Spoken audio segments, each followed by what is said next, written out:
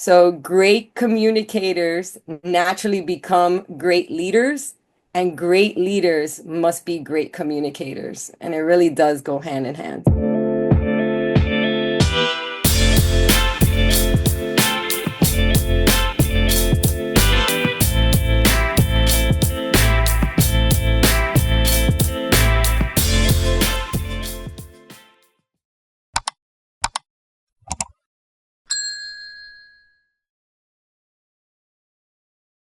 Hello, hello, dear listeners. CoachBusi back.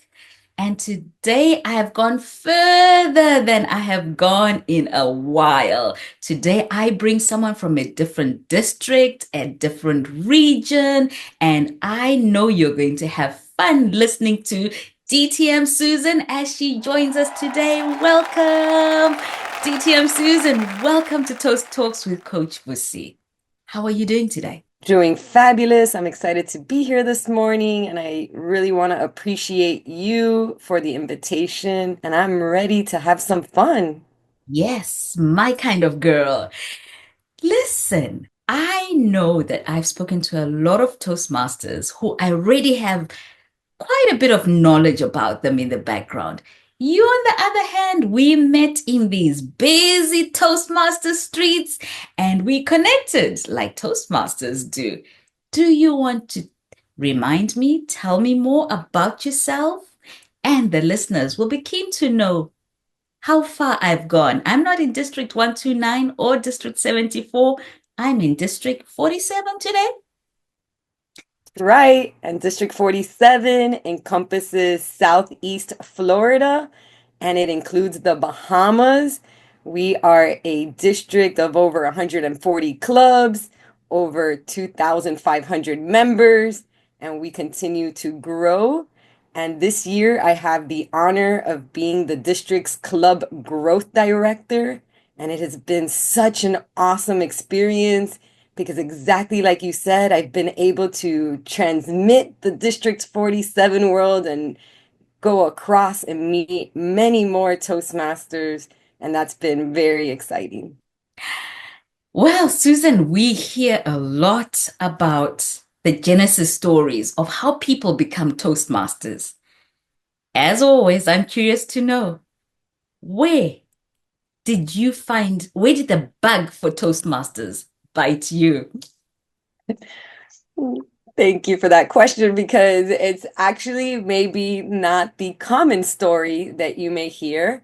I was actually a second time career. I went back to college to get a professional degree, and I was walking the halls, reading all the flyers and seeing what activities I can get involved with. And I saw a sign that said, "Are you interested in becoming a public speaker and improving your skills?"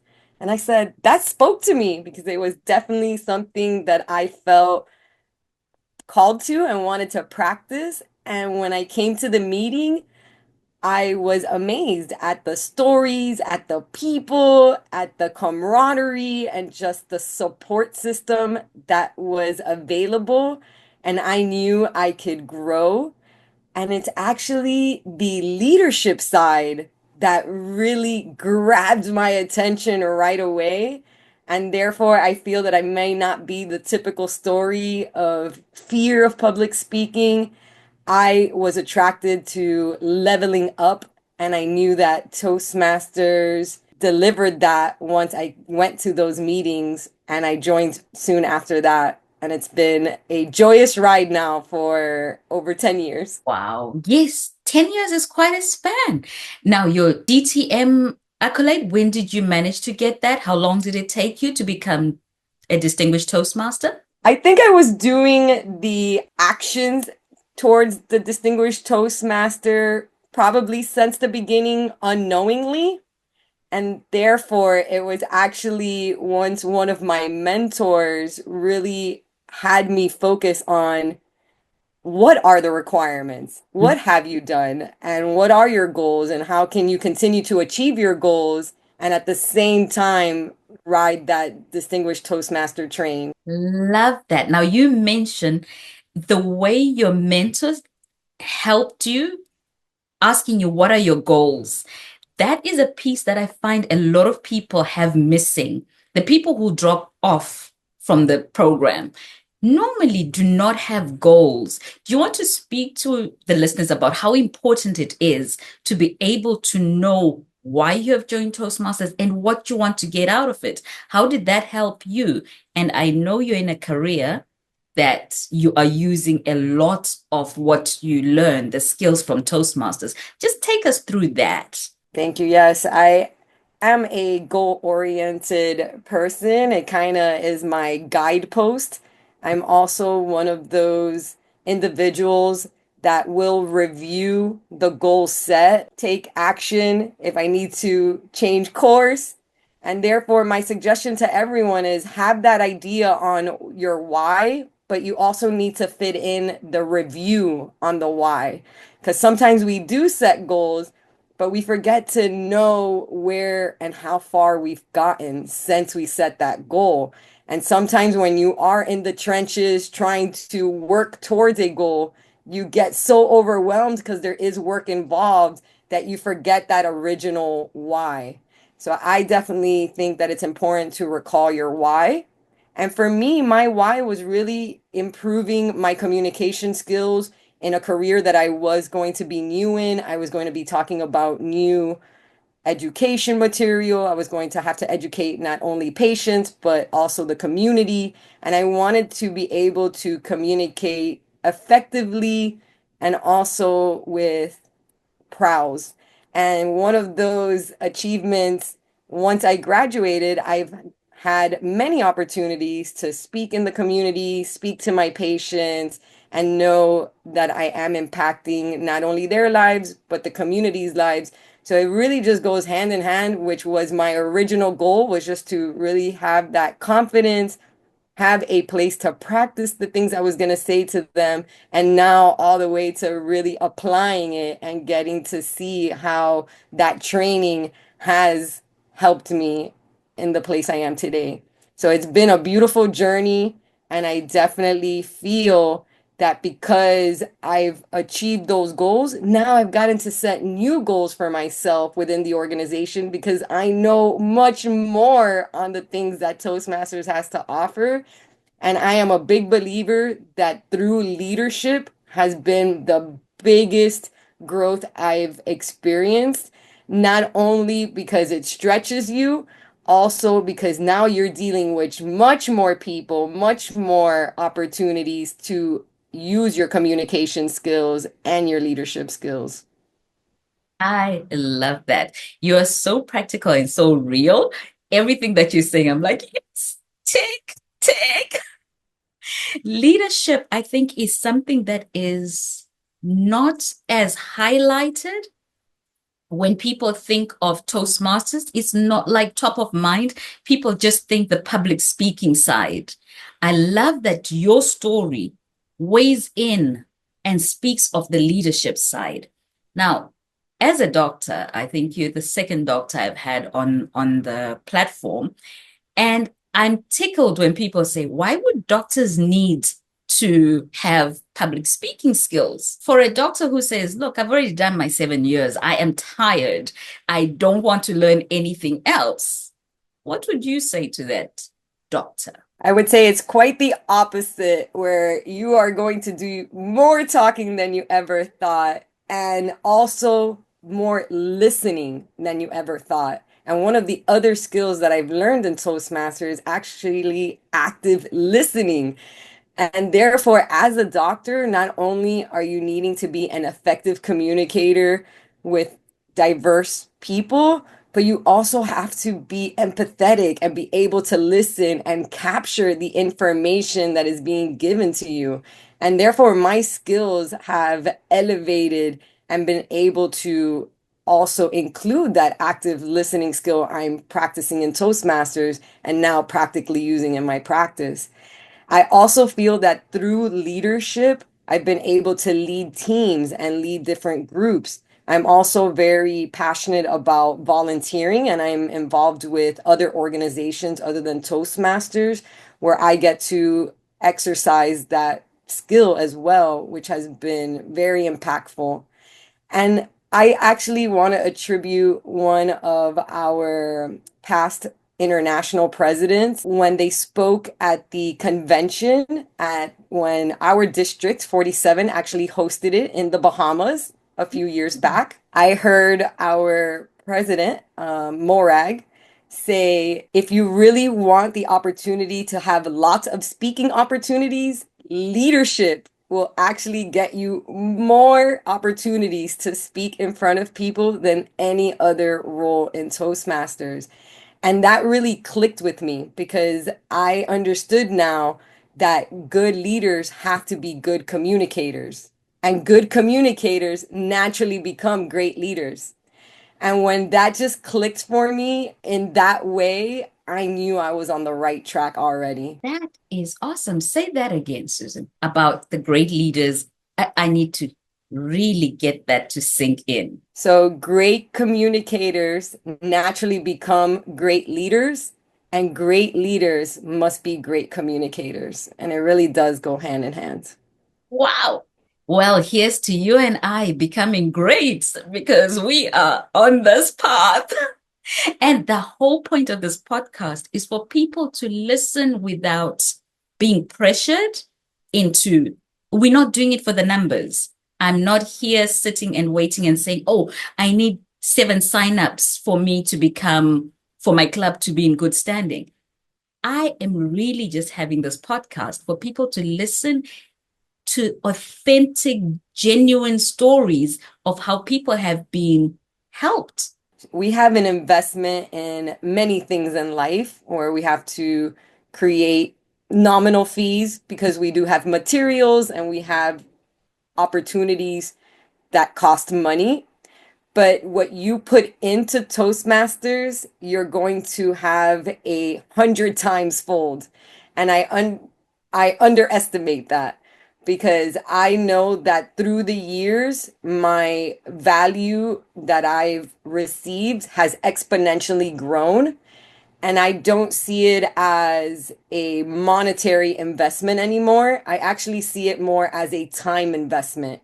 And where I put my time has to be intentional, has to be real, and it has to not only help me, but it has to help others. And when I really focus on that, then the nominal fee is obsolete in my mind. So I definitely like to promote it's the value that you're receiving, the connections that you're making, and really having that principle that the more you give, the more you're going to get back. And therefore, I am part of 3 clubs, and therefore, I support 3 different clubs and 3 different memberships. And for me, it's definitely been an invested investment in myself, but I feel it's been an investment also in others. So I pay my fee not only for myself, but really for the whole community. I'm getting so challenged by all the guests who are coming, and they're members of more than just one club. Which 3 clubs are you a member of, Susan, DTM Susan, and why are you in 3 clubs? I know you've already said value, but you can still get that value when you're a member of one club. What That's right. is it that draws you to the other 2? That's a great question. I actually let people know that my 3 clubs, I have Daybreak Toastmasters. That is a hybrid club. We meet twice a month and we are practicing that hybrid skill. I'm also part of Sunrise Toastmasters that meets for just 50 minutes online. We are efficient. We're practicing our virtual skills. We're practicing the Zoom box world and really perfecting it. And thirdly, I'm part of Art of Speaking, which is only in person. And we meet on Thursdays at lunchtime for an hour and a half. And it is also an opportunity to practice those in-person skills. All 3 of them require different skill sets. All 3 of them are not going away. All 3 of them are necessary. And therefore, in my mind, I need to invest in being better at all 3 platforms. And I found 3 clubs that are amazing with amazing people and fit to help me reach those goals. Oh, wow. That is so clear. And again, in Toastmasters, with the goal setting and knowing what it is that you want to get, that makes it so easy for you to be able to make that kind of a decision. And like you said, when you're getting the value from each of the three, that becomes 120 plus another 60. That's one, my math is not good. 180. 180, $180 every 6 months, though. And what you get for it really becomes And that's $1 a day. $360. We're almost at $1 a day. And okay. it is definitely worth my dollar a day. Wow. I like that. $1 a day, three subscriptions. That is brilliant. I can do that. You see, now I've been trying to figure out, should I be a dual member? Should I have another? Now I know how to do it because everyone else has told me about more about what they like about the clubs. But that hasn't resonated with me in as much as the way you said it, where I'm like, huh, I need to know that aspect. Thank you. Now, tell me, your profession, you have the NGOs that you work with. Is there one that is close to your heart that you would want to tell us about so that we can just listen to your listening skills, to your speaking skills as you articulate something that is close to your heart? Making it tough just because if I have to pick a favorite, that's a tough part because I do put a lot of time into a few of them. And just to touch on it, I actually call myself a professional volunteer. And that means I'm a professional that understands the value in supporting organizations that align with my values. And therefore, I do give my time in different ways to several of them. Toastmasters is one of the organizations that is a nonprofit that I give a lot of time to because I definitely see how the skills that you build in Toastmasters are transferable to all the other things I'm doing in my life. And therefore, I do put a lot of service now, especially taking on a district role, and those requirements of me in time are worth it because I see the impact that it makes in other people's lives. And that directly I'm passionate about. I'm also very passionate about a group called the Miracle Foundation.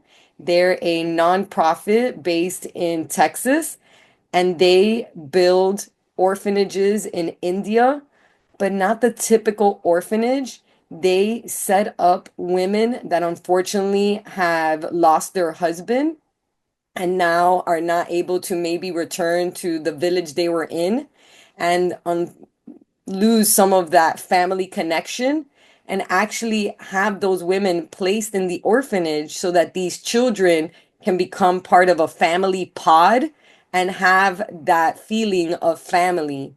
And I just fell in love with that organization and the things that they are doing in India. And I was actually very blessed to go visit one of those orphanages in India, in Tamil Nadu.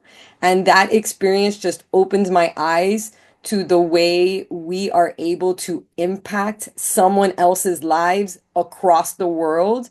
And I am very intentional on the groups that I affiliate with because I want to make sure that my money and my time are directly impacting the people that we're trying to support and not necessarily just the organization. So therefore, those are just two of the ones that I do a lot with. And locally, I'm also involved with many organizations. And I would love to also shout out Deliver the Dream. And Deliver the Dream also has retreats where they gather families that are going through similar situation. For example, if a diagnosis of a terminal illness is given to a child, they want to make sure that the whole family has this retreat experience where they just forget about the doctor's appointments, forget about all the worries, and just get to spend 3 days as a family and have fun. And I think sometimes we need that, and it's just that focus. Therefore, it's just one of those organizations that I'm really passionate about because of the things they're doing out in our community. Love it. Now, you have just showcased one of my passions for this podcast, letting people know that everyone has a story and you should be in a position to tell your story whenever opportunity presents. You have just spoken about two organizations that you love at the drop of a hat. We had not prepped you on what I was going to ask, and you have just gone and nailed it. And this is what Toastmasters is about.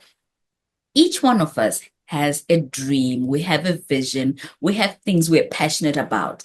And sometimes without preparation, opportunity presents itself and you're asked to speak. You don't want to lose that opportunity.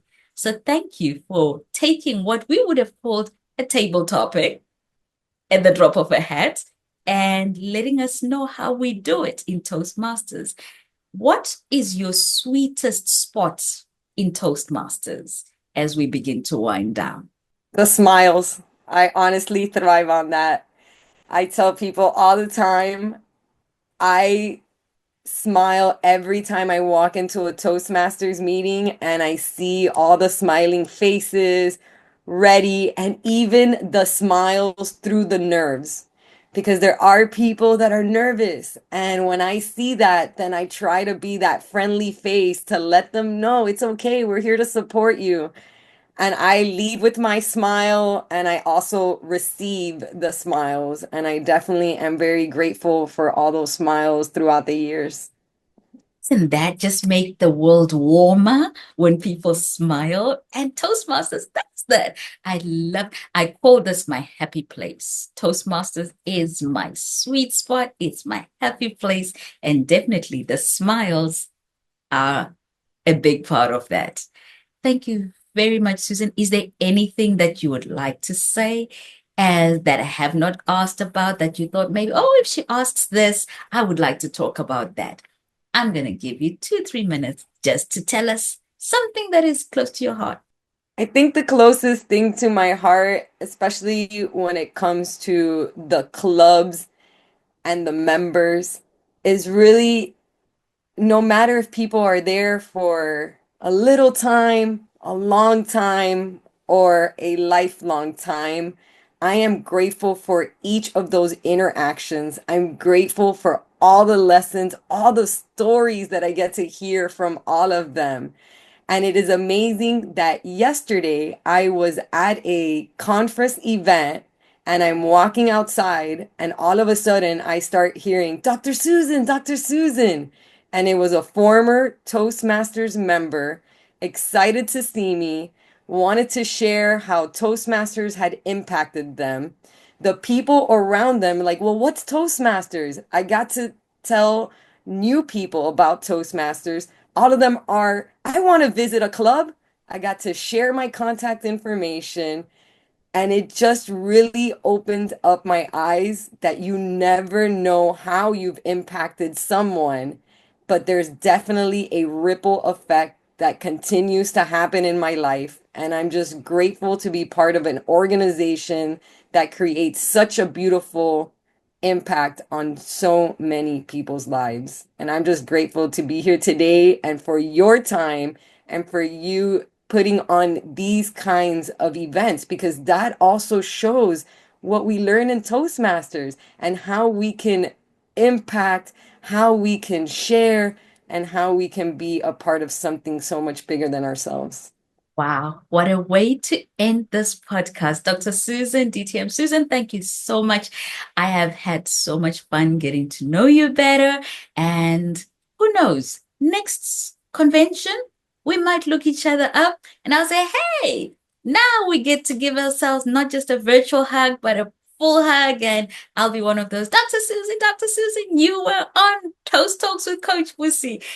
Thank you for your time and thank you for serving District 47 and Toastmasters as a whole. I love this place. I'm from Zimbabwe and we understand tribes. When you're in a tribe, you never walk alone. And for me, Toastmasters is the biggest flexing tribe there is that I'm a part of. And I will shout it out from the mountaintops, from anywhere and everywhere. So thank you for being part of the tribe, and now you and I will forever be connected because we are Toastmasters. Thank you. Thank you. I love it. And on that note, dear listeners, I always deliver because my guests are Toastmasters. They come here and they absolutely give you value. Anytime you give Toast Talks, your 20 minutes, 30 minutes, you will walk away having learned something new. And on that note, this is Dr. Susan and Coach Busi signing out. Until next time, bye bye.